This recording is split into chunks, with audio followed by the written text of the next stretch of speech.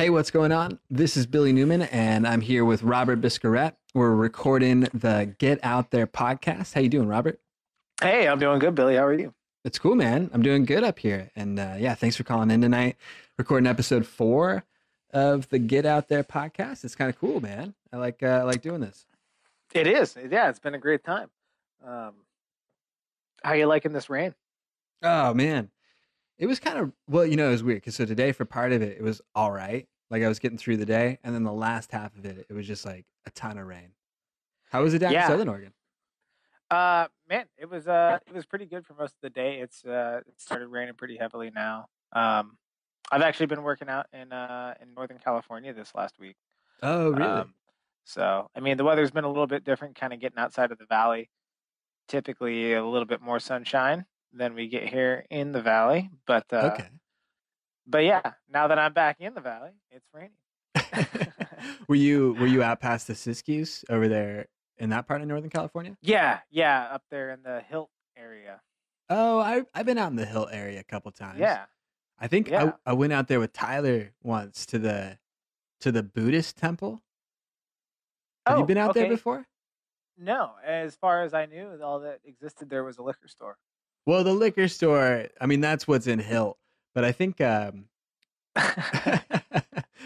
Build a town around that it. all-star liquor on the freeway exit, not where you would see a Buddhist temple. But no, there's a I think there's a road. It's whatever that first exit is once you get over the Siskiyous and into California as you come back down that backside, that first exit. It might not be Okay, Hill, but it was right there. right in that area. You take that and you cut back west along the ridge of the south line of the mountains, and you go back a little ways, and you kind of cut up a bit, and it's like nowheresville out there. There's like a couple like ghost town areas out there. It looks like in like an old one of those kind of short railroad sections, like where they would stack up cars, something like that. Yeah.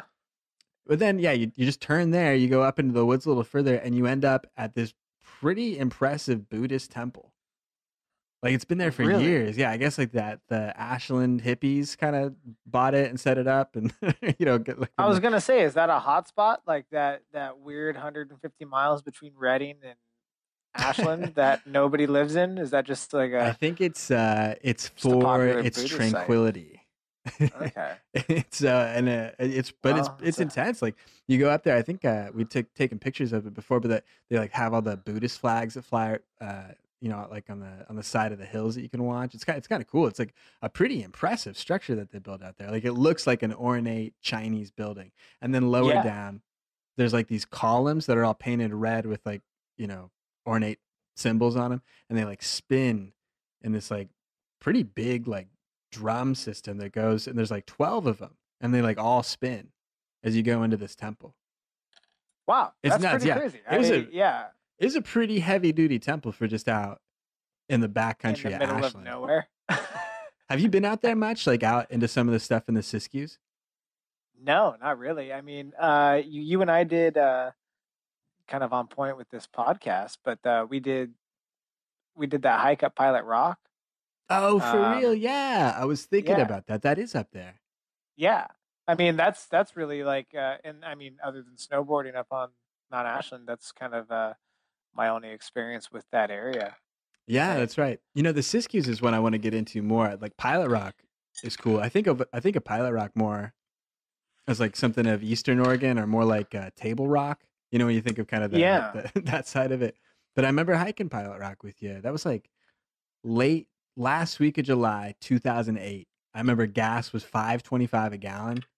Oh my God, It was like yeah. 5.50 a gallon when you went over to Ashland. It was Isn't that when unbelievable. isn't that when Tyler hit that rock in Oh his yeah. Camry hatchback and Oh yeah. ended up punching that hole in his oil pan? Or it was his transmission pan. Oh That's man. what it was. He was leaking transmission fluid everywhere. Uh, I remember that night there was thought that like it might be the end of the Camry, and then he I got it back. know. But yeah, that was I remember that. Yeah, like the whole drive back, like loaded down with people, and it just I guess what dripped out over the trip. But yeah, it's too bad. I remember Dawson came with us on that That trip. was Dawson that turned us onto that. And for those of you that may be listening, Dawson was our high school English teacher, and still a good friend to this day. Um, So, dude. but yeah, he took us out there, showed us around the area, and ended up being a great hike. I recommend it to anybody that has access to that area. Yeah, it's kind of a challenging hiking sometimes. I mean, there's a little part, you gotta kind of get up and over. Eat- Just you just gotta get up and over it. In the words of Dawson. But there's a couple challenging spots on that hike. I remember getting there thinking like, oh, this is like 30% rock climbing, or like not in like actual doing, but like in difficulty. Sometimes it's like this grade is steep. This is like crumbly rock that's coming around. But it was a Well, fun yeah, hike. It was cool. it's not someplace you would take like your little kids. But I mean, any able-bodied individual would be able to get up there and Yeah, and do it all right. I remember the geocache that was up there at the summit. I don't know. I never was able to kind of like do that with you guys. In fact, that whole geocache movement passed right by me, just kind of like the whole Pokemon movement. Just two major things that just never affected my life in any way. I hear you. The geocaching, I hope, a little different than Pokemon, but I remember we found it up. We weren't looking for it, but it was on that hike when we were there at the summit. I think it Okay. was like one of those things that was challenging enough to get up there that it was sort of obvious where it was Hmm. located. But yeah, there's just a geocache at the summit point of Pilot Rock. It was like, I don't know, you have some little film canister to kind of sign your name. But I think Okay. one of the guys we were with pulled it out. Was like, "Hey, look, I found this geocache stashed up here. Let's sign it." And I remember we like stashed it up there again. Just kind of a Um, silly memory. have I ever taken you to the cave up out of Waters Creek area? You did one time, yeah, Okay, nice. I'm not going to go into great detail about that because that's kind of like a yeah. I get just that. a special place. But yeah, that's kind of neat. That little peanut butter jar there with it's been in that cave for 17 years. Wow. Well, boy, more than that. It was 17 years when I took you, so probably 20 years now. Oh Um, yeah, yeah. and only one other person has signed it. That is nuts. Wow. Isn't that pretty? It's like, Yeah. yeah, it's a place that people don't find too often.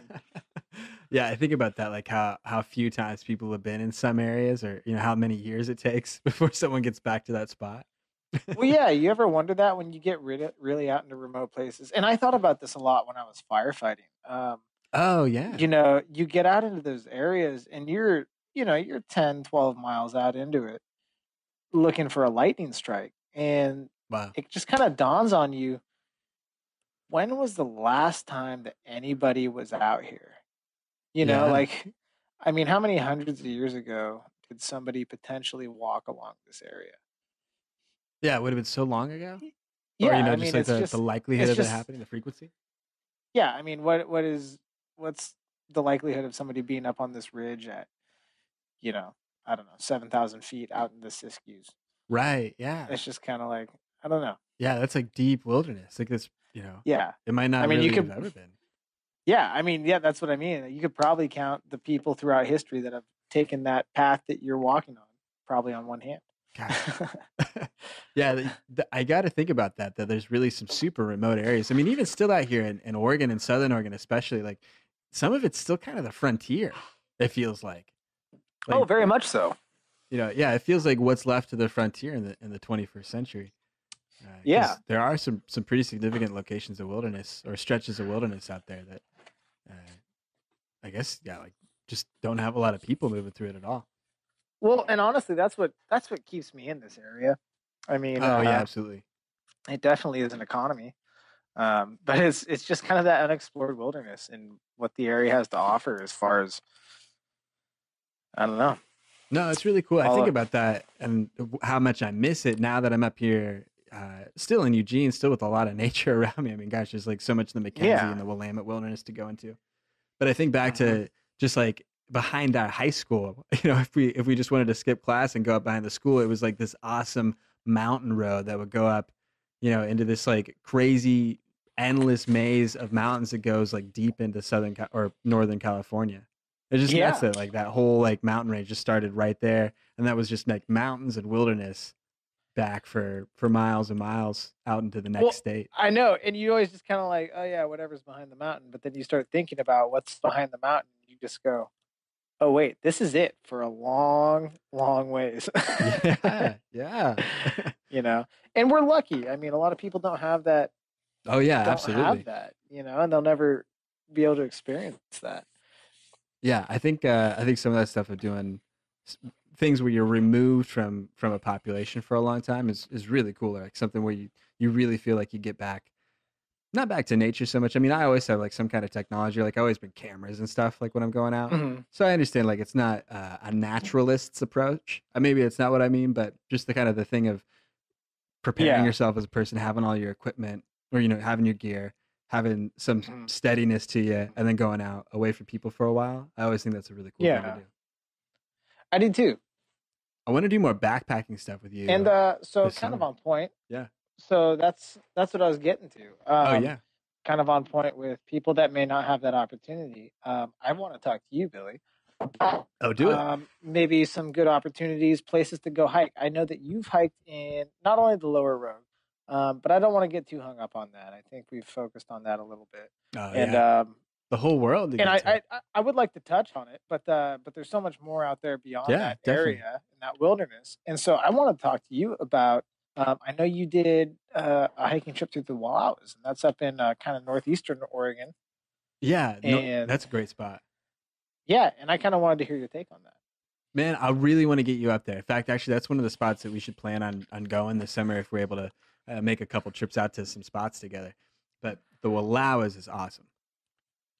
Really. Yeah, I've heard nothing but oh, okay, so actually here's kind of an interesting anecdote. Today I learned that Wallowa, and I'm assuming it's spelt the same way. I was listening to an Alaskan Okay. hunter kind of telling stories about his hunting situations, and he was telling me that Willowa, which was spelled Willowa, which is the same way as the Wallowas, correct? Well, there's an A in there, but real close. Yeah. Okay. Okay. Yeah. Yeah. Right away. So maybe I am confused, but he was saying that what it is unpredictable winds that are constantly changing. So if you're out there Oh. hunting and stalking an animal, Willowa, um, I believe that's how he pronounced it, will potentially give your scent away. Oh, And interesting. and I'm wondering if maybe the shape of those canyons and mountain ranges don't create some maybe unpredictable winds. That'd be interesting. I wonder if that's where the etymology comes from. I remember, yeah. So that area is really cool. I want to get you there. It's one of the only glacially formed areas Hmm. in Oregon. Like it's sort of getting into some of the stuff that we see a little further north when we get up to Glacier National Park or Yeah. up further to Canada and into the Columbia Range. In fact, if you look at a wide map of the Northwest, you can kind of see the terrain, how it sort of uh, comes down from the Rocky Mountains. If you kind of trace that up into Canada and up into the Yeah. Columbia Range, as that kind of comes down, this is sort of the westernmost edge of some of the mountains that would be down on the edge of the panhandle of Idaho that go up into Columbia, and then some of the stuff that goes further east over to the Colorados. But it's not really connected. But it's like one of the last things that's over there, and it is really an unusual piece of land for that area. Uh-huh. Like you've been over into Eastern Oregon plenty of times. Everything around there, like Pendleton, LeGrand, everything up into Washington, it's all super flat grassland. It's just like rolling hills for really a long while. Yeah. Like you get down to the Ochicos or the Blue Mountains, there's terrain out there, but it's really not Hmm. like the Wallowa Mountains. And so um, I think the Wallowa Mountains used to be in Nez Perce, like an Indian city state, or I don't know if that's what it Okay. would be, but it was kind of like a section of the Nez Perce tribe that stretched up into Washington and Idaho and Montana.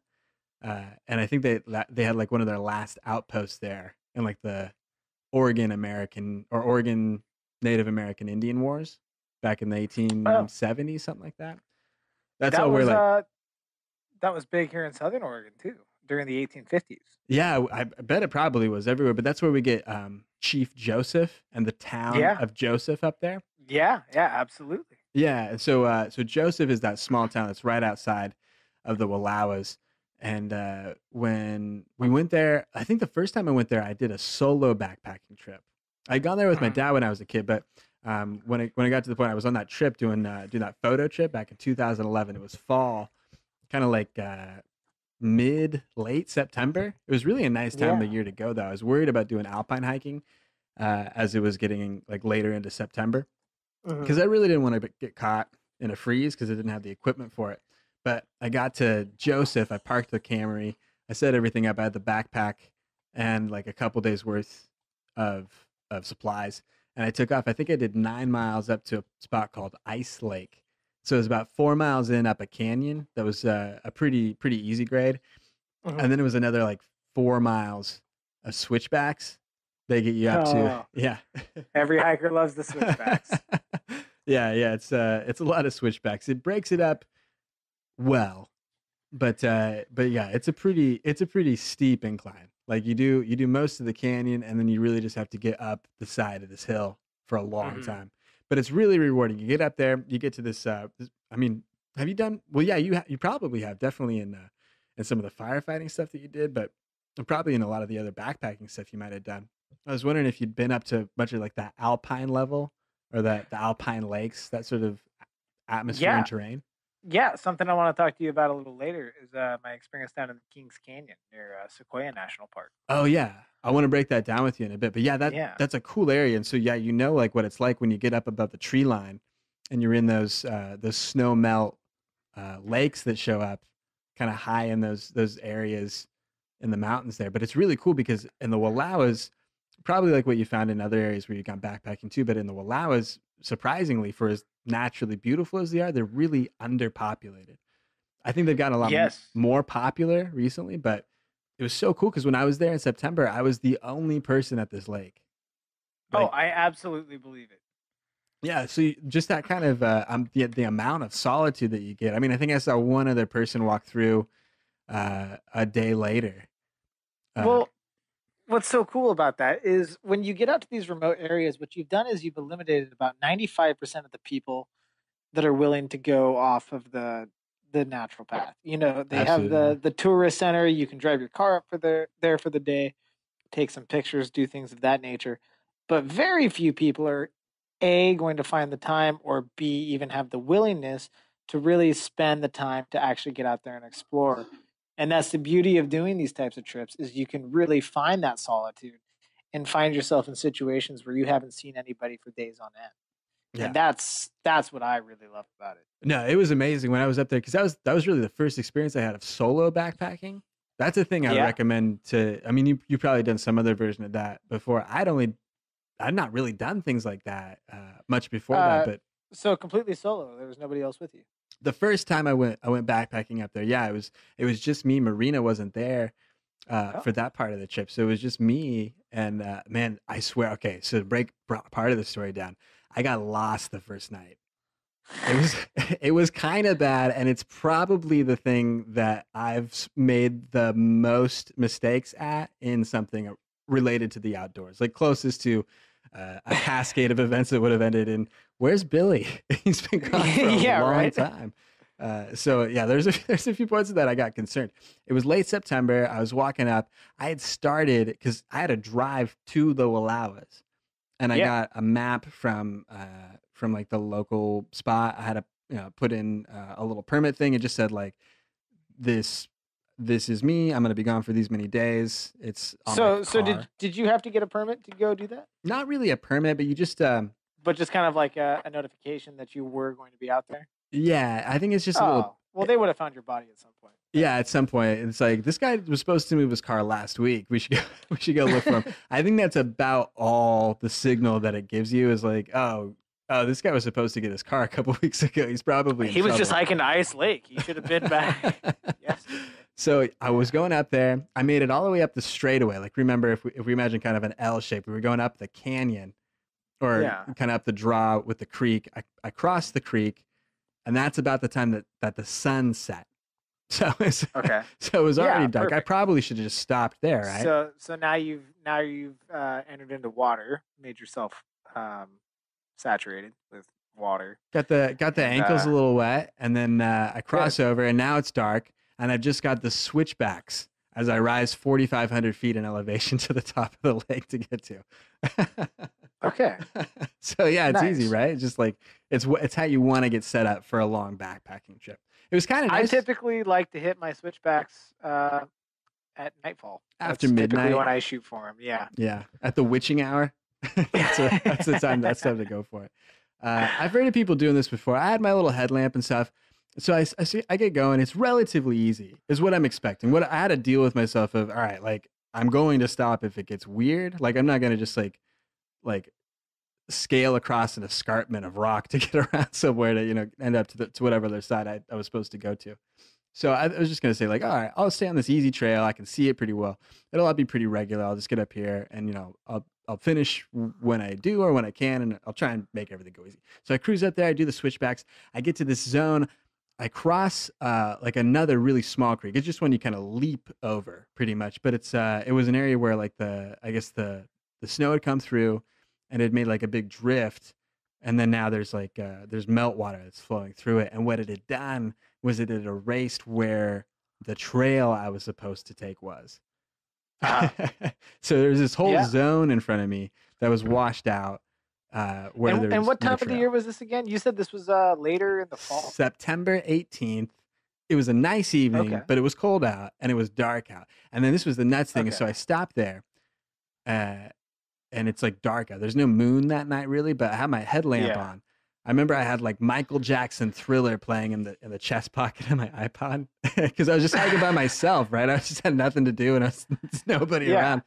And so I'm sitting there. I think I ate like a Cliff Bar. I had my headlamp on and I was just kind of poking around and I kind of looked up and then boom, whoa, catch a spotted eyes over there at Oh, 50 feet, good. 10 o'clock. What's that? Eyes? Wait, what's Good. that? 12 o'clock? Lions like Michael Jackson. Another set of eyes at 12 o'clock? And then so I'm looking out and you're like, whose eyes are these? These look like big eyes. Like they're not like really tight together, when you see a cat or something like that. But it's, yeah, something predatory. yeah, it's hard. It's hard in a way. So what they had told me is that there was no bears, there's no wolves up there. There's some wolves, but really no wolves. But there's like sheep, I guess, which I really don't want to run to at night either. But Yeah. it's Yeah. better news than the other things. So I was just really banking that they weren't interested in me. But you just look down the hill and you just see, or maybe deer, I guess, but you just look down the hill and you see like these little yellow eyes looking at it and you go, oh God, this is great. Especially for your first time when it's like, this is not the type of thing you want to get into. But I ended up losing the trail right there. But it was confusing because I had this map in front of me and I was standing at the creek. And so what the map showed was, well, the trail is just to the south of this creek. So if we just cross, if we're at the trail and we just cross the creek to the south side, the trail will be right there. I'm assuming it's running east to west. Yeah, let's say east to west, pretty much. Yeah. And so I hop over this little creek, but there's no trail over there. And so I'm like, oh, well, it's got to be just like a little further over here and a little bit up here. And so I kind of like cruise back and forth. I was trying to find this trail. I couldn't find the trail. So I was like, ugh, this is weird. So I ended up getting myself into kind of this weird spot where I was sort of like up higher and in this rocky area where like, because there's really like nowhere flat to camp by that point where I was at. Because you're just going up this hill, right? Yeah. So I just like laid out the stuff there and I just like crashed until morning where I could see where I was. I was like 10 feet from this like really big drop off that I had no idea was there. But yeah, I woke up that morning just kind of wedged between these like two little trees on what was the least of a slope and just kind of trying to hold myself in between these little rocks so I don't kind of roll down in my sleeping bag at night. But I woke up the next morning and then I found out like, oh, okay, this was a fake creek that wasn't even on the map. And I was supposed to look at this other creek way over here. And that's where the trail was. Okay. It was great. Yeah. But that was most of it. When I got up finally to the lake, it was great. Everything else in the trip really went fantastic. There was no one up there at the lake. You just got to go around. It was super pristine water, like really cool. Great to do photos at. That was really fun. Oh, and I decided when I was up there, I just should do 2 days. Like, or I should add another day because I already did all the work to get up here, and that was kind of a pain Yeah. in the ass. So I thought, like, well, I'll just hang out here for another day. I got my food and I kind of rationed it out a little bit, and I had a little extra stuff that I could Hmm. cook up too. So I ended up just like split my meals up and spent more time up there. But yeah, man, that was one of the best trips that I've done because what I really like about backpacking, I don't want to hear your take on this, is I like the exercise portion of like doing outdoor wilderness stuff. I think that's important. Man, there's a lot of work to do, and I've definitely done it. But what I dig and as doing photography stuff is I dig carrying my camera with me and the tripod, and I like getting out to stuff with and being able to take pictures of things that I normally don't get to see, just kind of around the more pedestrian stuff around town. And so it's cool to get out to a spot and set up like a base camp.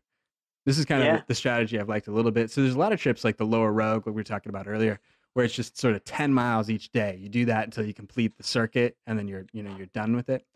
But I like it where it's a little more flexible, where you go into the backcountry, you know, 10 or 12 miles or something like that. You set up a base camp, and then you operate out of there with the resources that you brought in for like a couple days. Yeah. And that's been really fun for us to do. We've done that a couple times. Man, it made it a lot more comfortable to do. But you just get to familiarize yourself with that area of the outdoors, which I think is cool because it's tough when you just walk through a spot and then it's gone. You're like, oh man. Well, it's a lot like traveling, you know.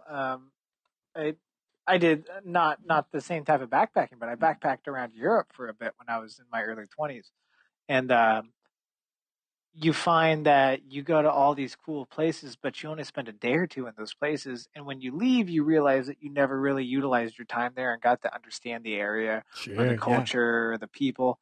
And it's a lot like that with backpacking. When you're hiking for a destination, you kind of, in a sense, forget to enjoy the time that you're spending in that area, and you're focused on the pain and what you got to get through and the mental, push through mentally and There's get a lot of through it. mental. Yeah. Yeah, and sometimes you kind of forget about the beauty that you were just passing by, and not to sound cliche, but it becomes that stop and smell the flowers situation, quite literally, Yeah, yeah. you know. Yeah. And but don't get me wrong, there are those great points where you find, that beautiful little brook that's kind of cruising through the area, and it's a great spot to take a nooner and eat an apple and sit there and put your feet in the water because they're so sore, and those are the little moments that you end up remembering, Yeah. you That's the know. stuff I love about that area. And But it's really cool. but I would love to do something like that. I've never actually had the opportunity, um, just kind of based on the hikes that I've chosen, to do something like that where I've had the leeway to just say, you know what, we're going to go in X amount of miles. We'll see what happens when we get there. We'll find a place we like, and we'll find our tentative destination, set up a base camp there, and then explore the area. And I think that's a really cool approach to backpacking, because a lot of people, I think, take backpacking as, well, we're making the loop, we're doing the circuit, this is the trail, or Sure, yeah. yeah. There and And so back. It's I 40 miles. We got 2 days. Yeah, and so I think I'd like to do more of that, and I think I'd like to encourage more people to do things like that as well. It was, it made it a lot easier for the first couple times that I did it, and that's what I've done with the marina a few times. It's been super rewarding because you just, like, I guess a good example of this was the second time that we went up to the Wallowas. I went up to Ice Lake the first time. It's a smaller lake, Uh-huh. really beautiful. You might have seen some pictures that I took of it. The next time Yeah. we went a little further down that canyon. So the first cutoff trail is up to Ice Lake. If you go further, there's a whole number of other mountain lakes that there are trails to cut off to. I've only explored really a very small percent of what there is to offer up here in the Wallowa Mountains. In fact, I've thought before, if I could, I'd spend like 15 or 20 days up in the mountains like that, and have like a Hmm. cache or get resources again one time, go back to town and then Yeah, hike yeah. back in. But I've only been to a couple little spots. So the second time, Marina and I both went, and we went one leg further over to an area called the Lake Basin. And this was cool because, and this is what we should do maybe if we go up sometime, because there's so many things to do in that area, is we went Yeah. up to the first lake, we set up our campsite there, and then from there there's kind of a number of spoke trails that go off to different lakes that are further up in that chain. So there's Okay. like a number of lakes that are kind of connected all along these glacially formed mountain ridges that look really dramatic and really steep as they kind of cut up along up to the top of this mountain. That's all really just sort of one thing with these big gouges carved out of it from the glacier flow. But yeah, Wow. cool area up there. Well, I've seen it in pictures, and you always know that pictures never really do the area justice. Oh um, yeah, it's totally true. but I mean, even from the pictures, and okay, so I just do want to touch really quick, not to get off topic. Oh yeah, Um, but Billy, you and Marina both do something pretty awesome. I mean, you talk about packing a camera around a lot. I think you should tell people that, um, kind of what you guys do. I mean, you guys are photographers. yeah. That's your hobby. That's your passion. And Doing I think, photography all the time.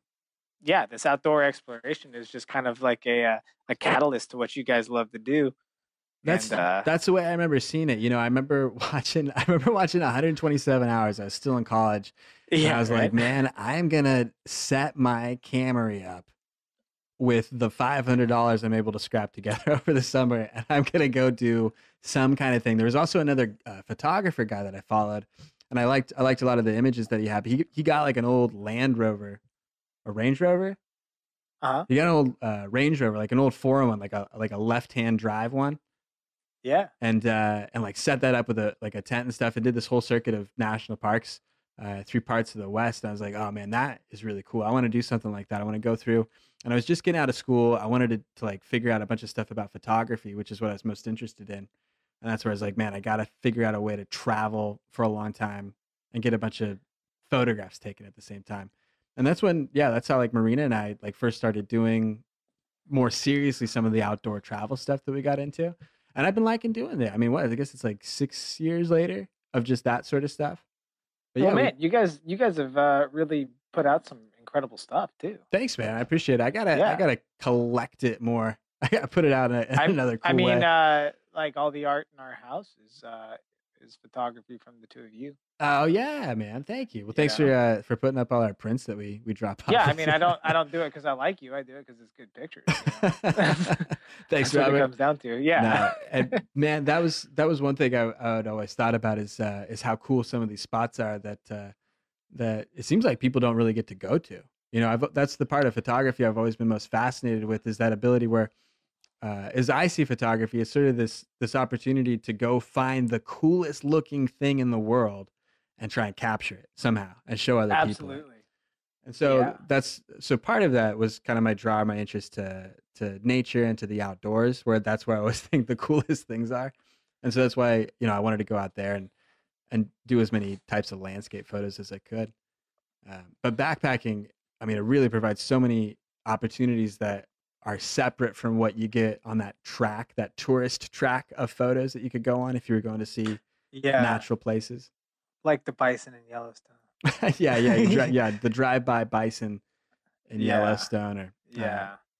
whatever that shot is in Yosemite, all very beautiful, and I've taken those same pictures and they're great. But backpacking is super interesting because it really makes the perspective different. Probably like how it is, when people go skiing or snowboarding or something, you take the lift up to the top of the mountain, and just that work of getting to the top of the mountain, you see such a different perspective on the landscape, and it sometimes seems so Well, much more dramatic.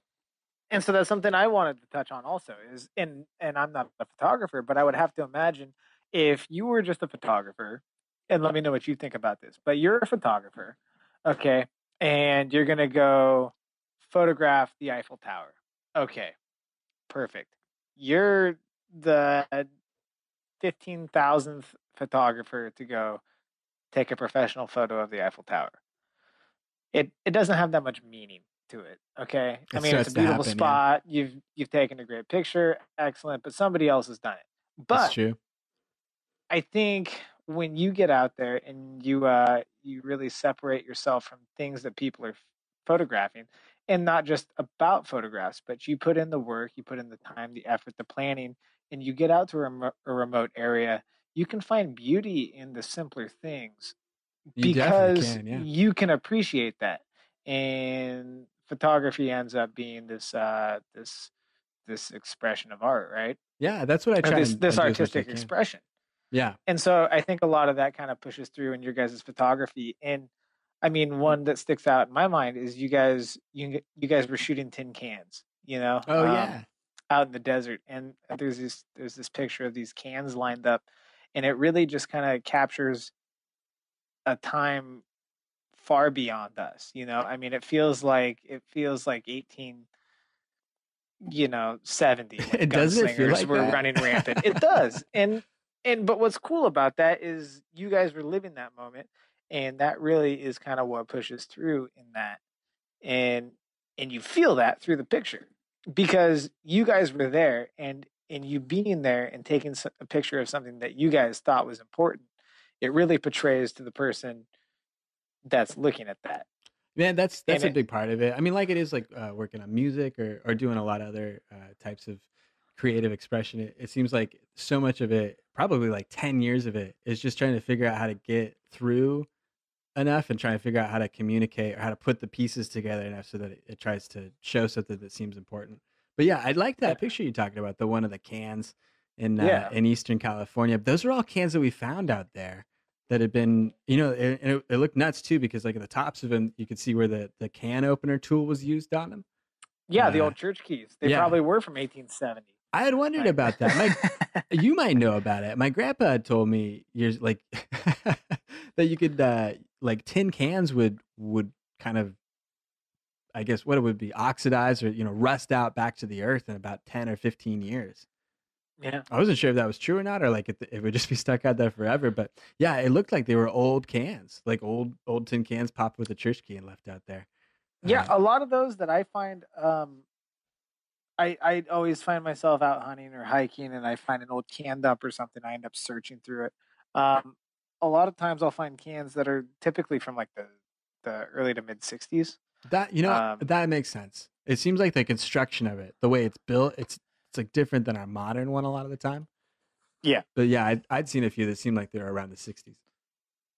I mean, they're so oxidized though, you'd swear they're from the beginning of time, The beginning, yeah, yeah. But The Indians left them yeah. here. They Exactly, yeah. dropped an arrowhead and this beer bottle or this beer can. Yeah. Oh, the Indians love their canned corn. Yeah, it's pretty funny. But that yeah, that's But some of that the backpacking stuff that I'd done. But you were saying you were in the Kings Range? I wanted to hear a little bit yeah, about that. yeah, it's down almost bordering the Sequoia National Forest. And it's about, boy, this is just me throwing a number based on driving. Um, but it seemed like it was about 65, maybe 70 miles east of Fresno. Oh, that makes Um, sense. Yeah. yeah, and the reason we went down there is my cousin was getting married, and as the only family member on the trip, Amber and I were able to go down and witness their marriage with just a couple friends. And really, it was kind of neat. They drew the permit for the area, and they brought along a friend of a friend, and then a friend of that friend. So really, nobody knew anybody Oh wow. Okay. on this trip, and it was a fantastic trip. But I mean, such a place of grandeur. It was so beautiful. Um, but it was the Ray Lakes Loop for anybody that may be interested in this. And if you are, I definitely suggest checking it out. And I really promote, uh, putting yourself out there and trying it. But it was cool. I think it was 55 miles. Um, That's a but long trip. That's like a good set of miles, man. yeah, no, and I mean, it was great. And I've done several hikes, multi-day hikes, but this was the first time I'd ever really been tested. Um, I mean, the first day we climbed like 6,500 feet, and that was the first day. Yeah, that's Um, significant. yeah, and so I mean, everybody's pretty beat, and 6,500 feet isn't that bad when you don't have anything on your back. But it was just like the first day was like this quick little trail through the forest. It was pretty, and then before you know it, you're just like switchbacks for like 4 hours. Ugh. you know, and you've got 45, 50 pounds on your back. Um, but anyway, we made base camp up just below the alpine level. The mosquitoes were terrible, Ugh. the terrible. Oh man. But I mean, talk about the most pristine country. And I don't know if you've ever been to Fresno, but you're down there and you're just thinking to yourself, um, Well, at least I was, No, yeah, Fresno's Uh, maybe not the most pristine. yeah, I'm in Fresno, and they're like, yeah, it's just east of Fresno, and Oh, great.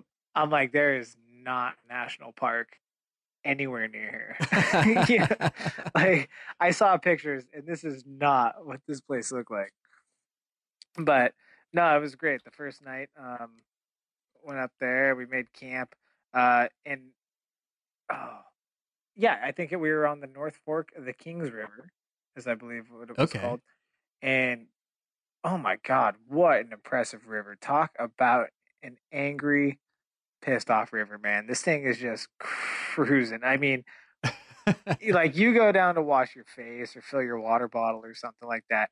I mean, in one false move, man, you're gone, and that's the end of you. Like Oh, that is not a river to play around in. for sure. Yeah. Yeah, it's just like 50 miles of class five. It's just like it's just nasty. Is this lower down or is this up into the hills? Like once you made the Alpine level? Well, so there's a when you come into the Kings Canyon National Park area, there's a bunch of different stuff. Excuse me, there's a bunch of different campsites or campgrounds, I should say, around the area, and there's the river kind of just meanders through there, and then you're always just kind of near the river. You kind of it's all like the Rogue River Trail where you kind of you're near it, and then you end up in the hills, and then you come back near it. It's always nearby though. Oh, sure. If you head downhill, you're gonna find the river. Um, and so there was a lot of that, but How many days did you guys take up here for the 55-mile trip? we did 5. 5. And then you guys were pretty set doing, what is that, like about 11 miles a day? Yeah, we our first 3 days were our longest days. We did Sure. like 15. We did 15 miles like the first 3 days. No, no, we did 15 miles the first day. We did 12 the second day. But somewhere in that ballpark. But our last 2 days were our shorter days. Okay. Yeah, that's probably the way to do it, man. I remember being so exhausted up there. Do you remember? Tell me. Well, it might be different for you. You guys are more healthy. I'm. I remember going up there, and I remember craving these weird foods. I talked to some other Oh yeah. backpackers about this before too. Like where you just like, oh my god, I just want this food so much right now. But I wanted to ask you if there's anything like that that came to mind. I got a couple of mine if you need. Not really. I mean, what I mean, don't get me wrong. We all sat around like our Just little thinking of food. campfire, eating our and I'm gonna complain about Mountain House meals, like like they're not good, but they're so much better than what you used to eat. Like, Oh, absolutely. dude, No. I mean, we're so spoiled. Like, that's actually, I mean, that's just that's like what we used to eat in college. That was like home Yeah. cooking. Absolutely. No, for real. For real. I'm pretty happy with the Mountain House meal. Well, maybe not at home, but man, when you're out, it really hits the spot. If you've been hiking 15 miles and you've done a 6,500 foot elevation gain, a Mountain House meal, if it's beef stroganoff, it's gonna work. Oh, It's dude, beef stroganoff's the best meal. That's and you know what? My biggest tip of advice is bring Tabasco or Tapatio with you. I don't care if you're a weight hound and you're worrying about all of those extra ounces in your backpack. Do yourself a favor, get rid of a pair of socks and pack a bottle of Tabasco because yeah, it yeah. just it livens up the mouth, and also you can sell Tabasco to people while you're there because everybody else didn't think of it. Squirt of Tabasco, $5. Yeah, It's a man. tough I'm store up telling you, here. everybody sees you pull it out and goes, "Oh, Yeah. that's what I should have done." No, I think hot sauce was the thing that I was spicy was the thing that I was really missing the most, like in succession after a number of days. Well, and so I joke around and I give the Mountain House meals a hard time. But I mean they really are good. I guess Oh, I they are, guess the yeah. biggest thing is that they're all kind of on the same palate Oh, it's totally true. temperateness. I don't know how Yeah, to say yeah. that. It's just they're all kind of like the same level of flavor. Nothing like really stands out. They're all good, but I mean they're all just I mean it beats the hell out of an MRE Oh my or gosh, yeah. something. I had an MRE a couple of times, and man, I didn't really enjoy the experience. I'm way happier with the freeze dried stuff that yeah, boiling water to now. God, but you know what? You get hungry enough, and it's all pretty good. Yeah, I would totally believe that. I I totally remember when believe uh, it. I remember when Amber moved into the house. I had this box of Mountain House meals that I had for hiking, and and like I don't know. One night I came home from work and she's just eating one. I'm like, "What are you doing?" She's like, "Well, I've been eating these for dinner the last couple nights." I'm like, "No, It's like they're pretty no, good. yeah, I I mean they are good.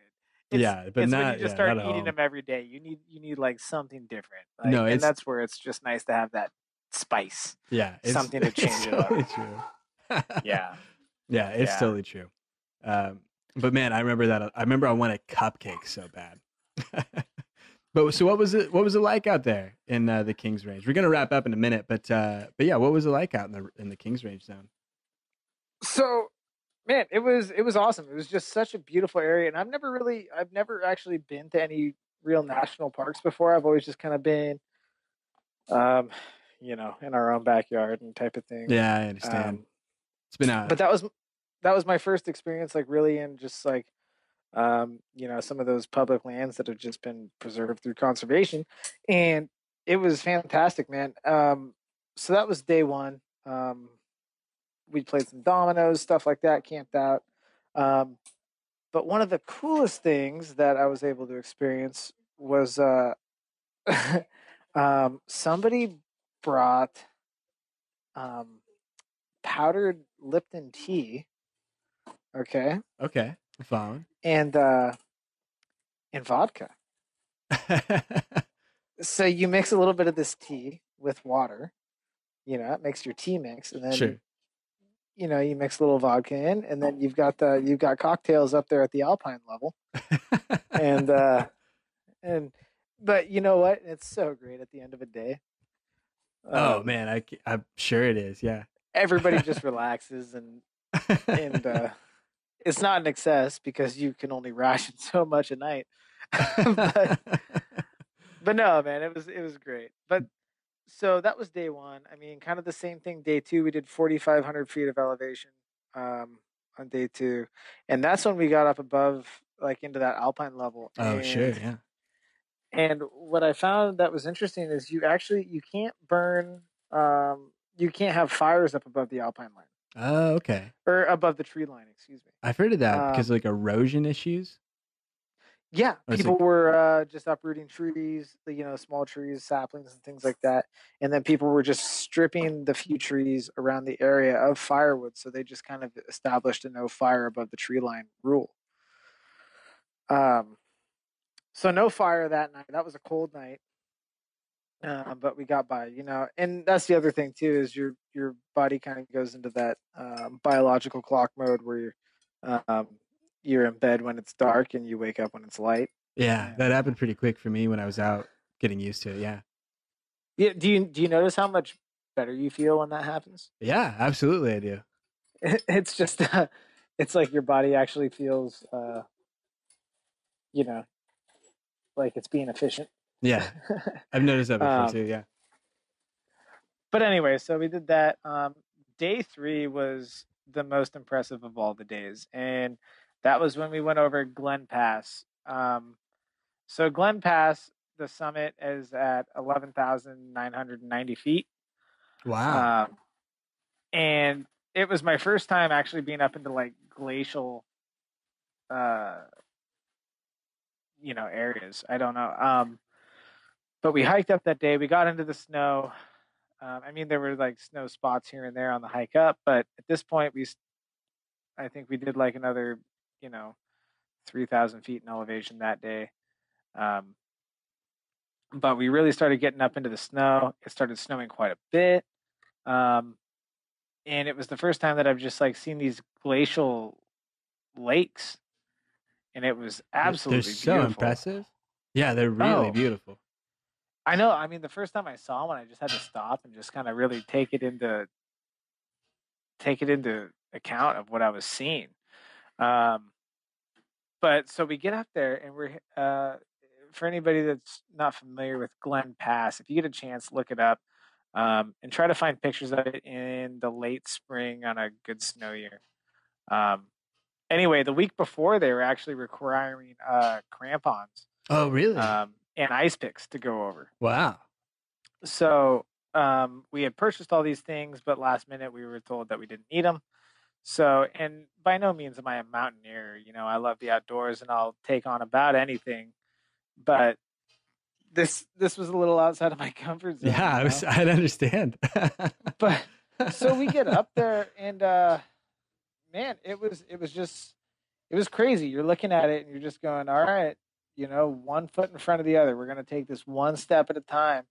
Because honestly, by the time you're hitting the summit of that pass, I mean, if you fell, you're on such a steep grade, like you're going Yeah, all the way down the hill, and you're gonna yeah. be cartwheeling down. You're gonna It's not accelerate good. quick. It's just gonna be way too much, way too fast. Yeah. Yeah, and we didn't have. Well, yeah, I guess. I mean, we had crampons. We put them all on before we went over the pass. Um, but I mean, we all made it up. It took us about an hour and a half, I guess, just being careful and cautious. Wow. You're moving very, very slow at this point Yeah. because I mean, room for error is so marginal. Um, so anyway, we get up there. It was like the last 15 feet was the most sketchy area that we encountered, and there was that point where you're thinking to yourself, you're like, I can't do this, I can't do it, and at that point, you're way too committed to start thinking like that, you Oh know. yeah, absolutely. That's the worst. I hate that feeling. Yeah, I remember I was just like, hey man, shut up. You are 8 steps away from being done. Like, push through it. Let's go. And so we did it. And I mean, my biggest concern was Amber up there. You know, I know I how my understand. footing is, Yeah. and I've had a heavy pack on my back before, but I wasn't sure how she was doing. But she did great. She killed it. Did a great job. No, that's awesome. That's really cool that you guys But accomplished it too. That's awesome to like get up there. yeah. And you know what? We get to the top and we're all celebrating. Everybody's like so happy. We take some pictures and stuff. And then there's like this storm moving in. You can see, and when you're up at 12,000 feet Comes in fast. in the Sierras, yeah, you see these things coming off in the distance, and you can see lightning and everything happening, and and you can tell that it's moving towards you, and I mean the very real situation of it is like you need to get off that mountain. Yeah, I You totally get know, that. you don't want to hang out up there. So we I- decided to push off and head downward.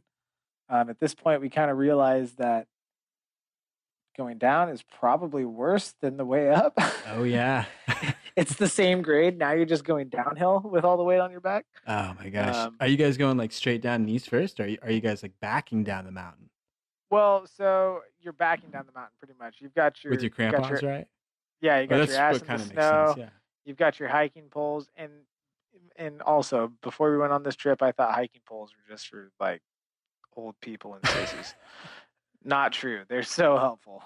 They really are, man. I remember, Yeah. and you noticed this, I bet too. Well, you guys are probably in better shape, but I noticed like just my ankles, like they just weren't in shape for 4.5 straight days, or 30 or 40 miles of hiking, and they get fatigued, and you'd get closer to like losing it. But those the hiking poles, man, they just totally stabilized you. Yeah, they did. And honestly, it kind of makes you feel like you got four-wheel drive or something. You almost feel like a dog. Like you can honestly though, I mean, and I was having problems with my back. I don't care how much you situate your pack and think about how it needs to be set up and things like that. Your pack always hurts you. You're just not used to It always does. Yeah. carrying that kind of weight around your hips and on your shoulders. It's totally true. And but the ability to use those hiking sticks is just kind of like something to take the weight off, Oh, you sure. know, something to lean forward with. I mean, that helped out immensely. And especially on the way down off of Glen Pass, I have kind of a pre existing knee injury that I had happened to me snowboarding several years ago. And on the way down, it kind of just kind of irritated that injury. And Nice. it actually became pretty serious. And then it started raining, and it started raining and raining and raining. And I fell quite a bit behind. And Amber was cold, and I told her to go on. You know, I'd figure out where everybody was. And so there was this big situation of separation between everybody. That's what you Um, want. yeah, Amber waited up for me because I hurt my knee. And then somebody waited up for. Oh, then my cousin waited up for Amber, and then somebody waited up for Matt, and then. But anyway, it just ended up being this scattered group of people, and then we made our way into camp that night, which I won't get into detail, but that was a long, long situation of trying to find where we're gonna stay. I had But something similar to this too. Yeah. yeah, I mean, we set up camp that night, and we experienced one of the most profound storms ever. Really? When you're up at that alpine level, I mean, everything is intensified. Like we got there and it was just dumping, and we're tired, and so we set up our tents as quick as we can, trying to keep things as dry as we can, I guess. Sure. Get into the tents, get into dry clothes, get into sleeping bags, try to get your body temperature up again, Sure. and then weathered the storm for about 3 hours, and then it broke, and we came outside, and it was beautiful and sunny, and we all hung out and had a good time for about an hour and a half, and then the storm came back in. We all went back to bed.